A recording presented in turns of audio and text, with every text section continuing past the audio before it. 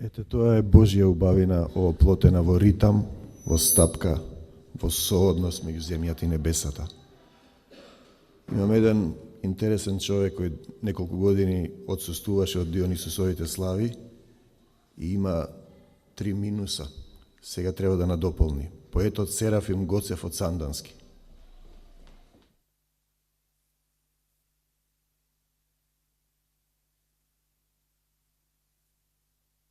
Благодарам, брате мои, духовни и словесни. Добър вечер на сите вас, македонци, от сите краища, от сите области на Македонията. Нашата земя, земята, която помни чекорите на апостол Павел, земята, която помни и думите на Яне Сандански, животът е борба, но борба за съворчество. Во тия денови на празници, Трифон Зарезановци и други, бих сакал да пожелаем на сите лозари бочвите в идните години да не изсухнуват и вашите собствени гърла да не изсухнуват и вашите собствени души, насочени към Македония и македонизма, да не прекинуват ова жалба. Ке ви прочитам 3 мои песни на македонски во превод или такова на моя прекрасен приятел Игор Стояновски. Секој после от вас може да си вземе по една от тия картички и да си я има. Аз съм от Сандански и естествено на картичката го има Яне Сандански во най-хубавиот споменик, кој и аз некъде съм видувал. Он се намира во Мелник.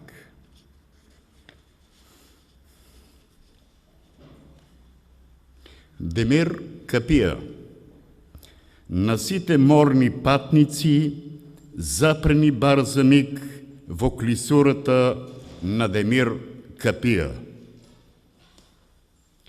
Врати достојни илјади има во светот, достојни пред нив да сведнеш глава, замолчен пред термопилите ја веднеш, пред карпите на Сцила и Харидба. Ја веднеш пред седмата врата на Теба, пред верите църковни ја веднеш во Рим, пред Босфора ја сведнуваш замолчан, пред портите на самиот ад дури.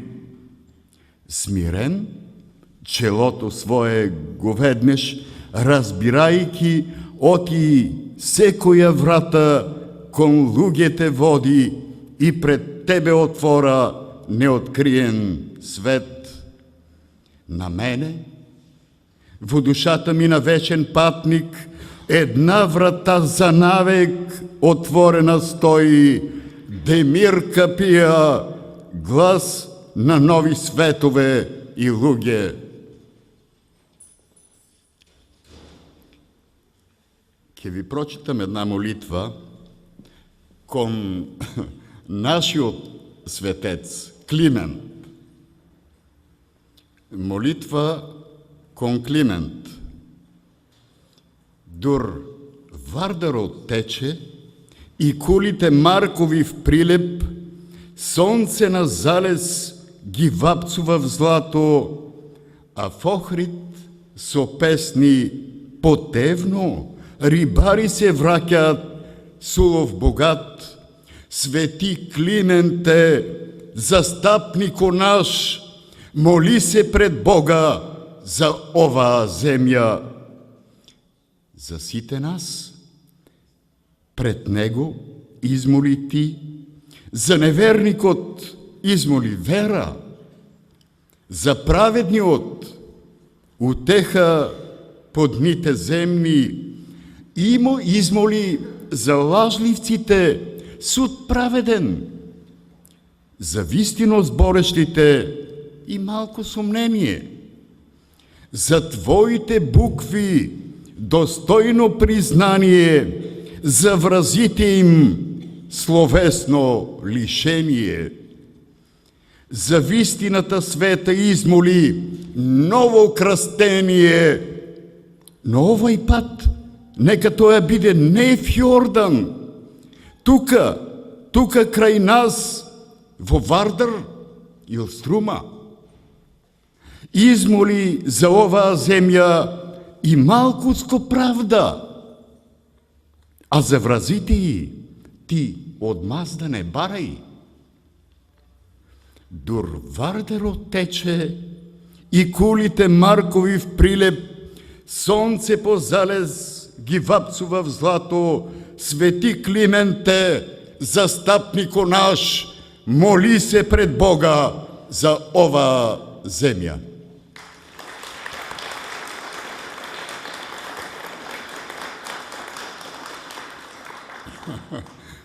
Още една молитва, това е молитвата на нашите деди. Комитска молитва. На сите македонски жртви, независно от това къде загинале.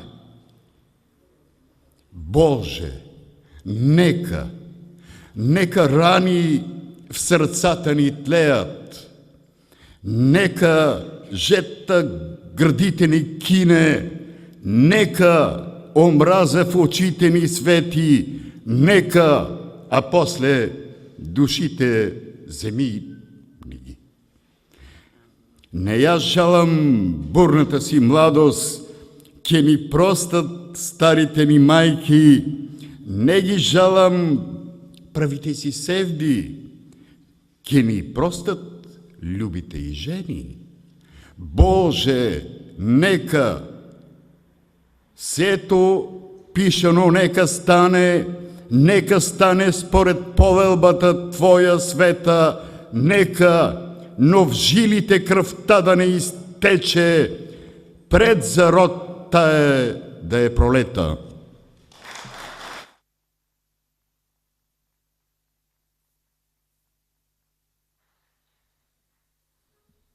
Благодарам на Серафим за убавите стихови, а сега Димитар Иванов од Шумен.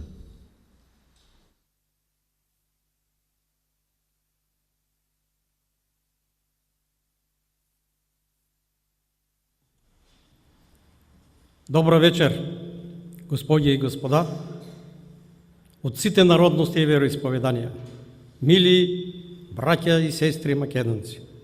Преди 10 дена, на 4 февруари, се исполнија 142 години од раѓањето на најблескавата звезда во лавровиот венец на безсмртието Гоце Делчев. За овој голем син на македонскиот народ е пишено многу. И тоа не е изненадващо, като знаеме каква удивителна, каква обајателна личност е бил тој. Всичко за ова личност предизвиква уважение и възхита, а подвигът и неувехваща признателност и неизменно преклонение. Когато споменуваме името на Гоце Делчев, пред нас се крива ликот на легендарен херој со кристална морална чистота, на човек роден од страданијата и копнежот на своя народ за слобода и останал толкова близко до болките на своите поробени браќа, че е неделим од нив и в својот кратък живот и своето безконечно безсмртие. Не случайно Гоце стана знаменосец на најсокровенните надежди и мечти на своята изключително трудна и сложна епоха. Той оглавуваше и контролираше голема оружена войска, коя поради обстоятелствата можеше да действа и се бори в обстановката на тирания, произвол и безправие.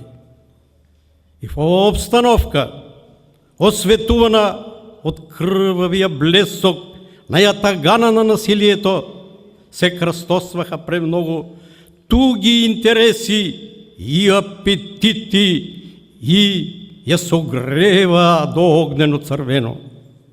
Но именно в таква обстановка се раѓа, израснува и издига вистинските великани на човечкиот дух, на революционерното дело и ја црта верните патишта за ослободуването на своя народ от робски мрак, напластуван повече от 5 столетия. С безпределна яснота, лично Гоце ни очерта един от тези патища со своята безкомпромисна позиция, а именно оти Македония си има своя политика и свои интереси. Те им припаѓаат на сите македонци. Оној што сака да работи за присоединувањето на Македонија кон Бугарија, Грција и Србија, може да се смета за добар бугарин, грк и србин, но не и за добар македонец. Или ќе каже, докато моето рамо ја крепи пушката, македонските планини ќе бидат недостапни за бугарските офицери. Мили браќа, Гоце не доживе да види сиянието на надеждата и да чуе крвавите писъци от разгромот на Илинденската епопея, но той бе част от нея със своята апостолска и революционерна дейност. За великани от типот на Гоце Делчев, гибелни от куршум, носи едновременно и смъртта, и безсмъртието. И това безсмъртие беше воспеяно от македонския народ во десетки, стотици песни, така како што прилега само на македонецо, роден да создава вредни дела во народното творчество. Така како што може да пее и плаче човешката душа само по роден брат и син, а човешката душа никога не може да пее и плаче по порака.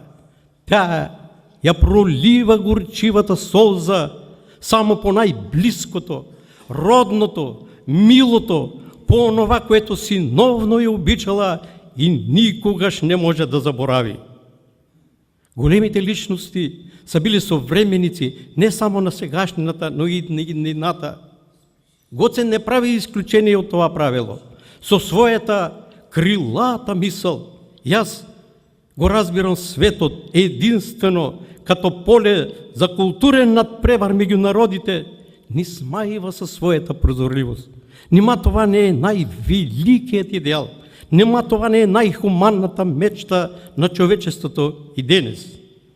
И така, мили братя и сестри, Гоце Делчев и до днес се останува най-ярката звезда во лавровия венец на безсмъртието, наречен Македония.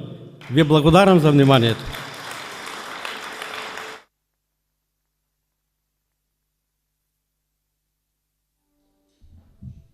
На крајот на минатата година бевме на гостување кај македонците во Србија, во Вршац, Пландиште и Јабука.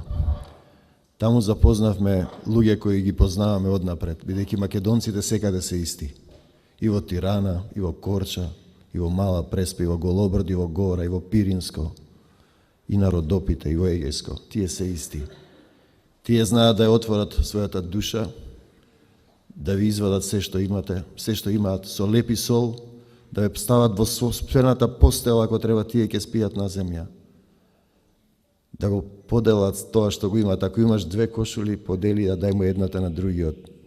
да направат еден македонизам надрелигиски систем на сооднос, на поврзување. Вокалната група Тоше Проевски од Качарево. Прекрасни луѓе.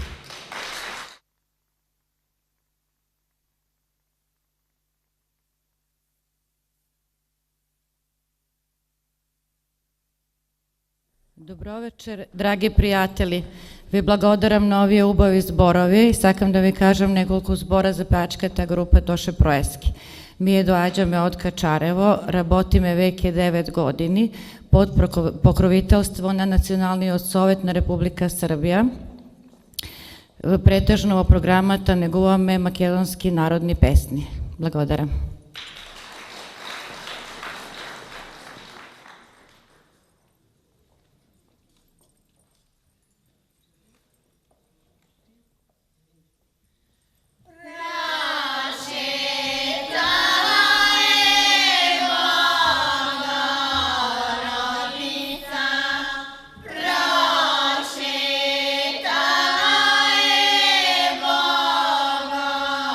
Bogorodica